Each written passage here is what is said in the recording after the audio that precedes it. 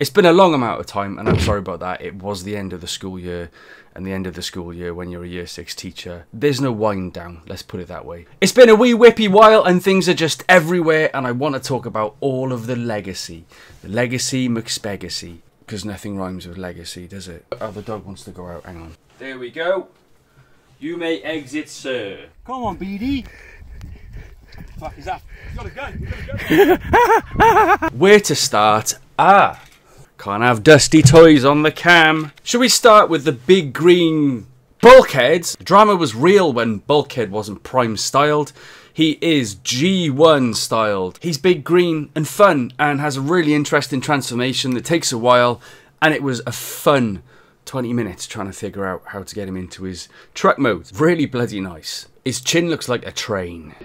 Oh, bloody hell. Sky is blue. Skids really is the Ron Seal of the Autobots. He is what he is on the tin.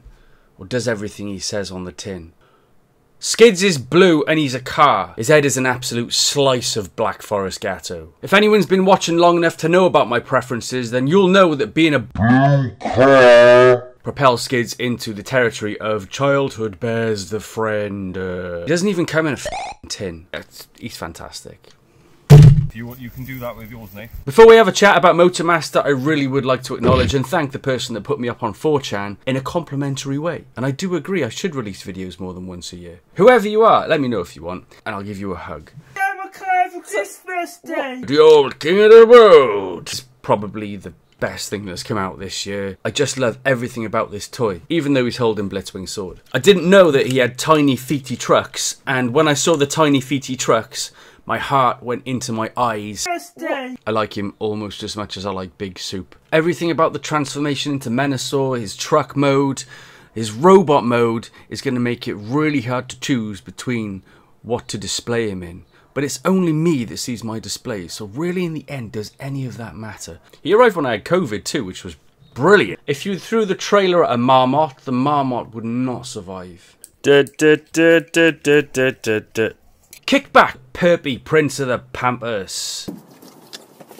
I picked up a Dino and he's okay, but he's lighter than Quavers, and he's got one of those vehicle modes where you just ram all the limbs in until you figure out a way to fit them into car mode, close the doors, and he just looks like some kind of overbeared egg. People moan about the size of leaders nowadays, but the price and the money clearly goes into like the design, because Blitzwing, there's just so much to him. Even though that plane mode doesn't really land as well as the Titan's Return one, this guy is just outstanding and even better in hand than he looked on the screen. Obviously, because you've actually got him tangibly. Point Blank, to be honest, when I first saw that picture of Point Blank, I didn't notice he didn't have any pants on. Always remember your pants, because they won't remember you. We got there, and this is the controversial swipe, isn't it? It's just one move away from being perfect. One move by here away from being perfect. If this just looked more like a wing, then everyone would be happy, wouldn't they?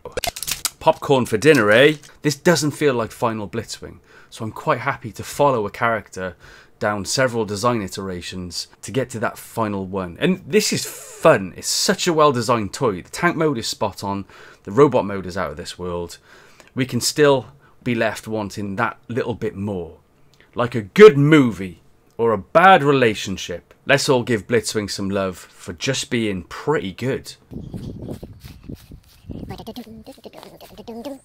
Shall we get on to the Stunticons, starting with Wild Rider B? I love Wild Rider. He's my favourite Stunticon because he is the first Stunticon I got when I was a child. I appreciate the effort here, but this doesn't look good. It looks way better just being your regular robot car hood. Normally I'm up for a bit of change, but increasing his footprint spatially performs its treason then. Perfect robot mode. Don't know why people have a problem with him. Don't know if people have a problem with him. But then if Breakdown or Dead End beat Dragstrip for being better designed, they're going to have to be out of this world. This figure is one of the best things that have... Take a bow, Scrappy-Doo. I cannot get enough of the transformation. I don't even care about the peg wheels. And I hate peg wheels to mushroom risotto. Drag strip in Combiner Wars I thought got a raw deal. I really liked that drag strip toy. And I really liked the fact that his face This must be what happens when you get a mudkip stuck in your face. What did I say it looked like? Since Transformers has become far less toxic a fandom, I've got back to G1. I love G1 now. I can watch Transformers the movie again without thinking about people masturbating over it. I'm happy if this is final drag strip. His head becomes the seat, his seat becomes the head. Everyone goes round and round until we're well fed. Me and Ed went out to Smith's for a little trifle around last week, and he handed me a set of episode 1 tumblers, which are currently on display in the cabinet downstairs. Thank you, Ed. They are utterly beautiful. I bought RC, and RC is like super interesting, but a really weird kind of over the head back contortion, triple twist transformation, triple overtuck bum dive. There's nothing better than getting a transformer out of the box and spending a good 20 minutes trying to figure out how to transform it. Why should G1 just be one tunnel with the same characters all the time? Why can't we have new characters in the G1? Which is what we're getting, so yay!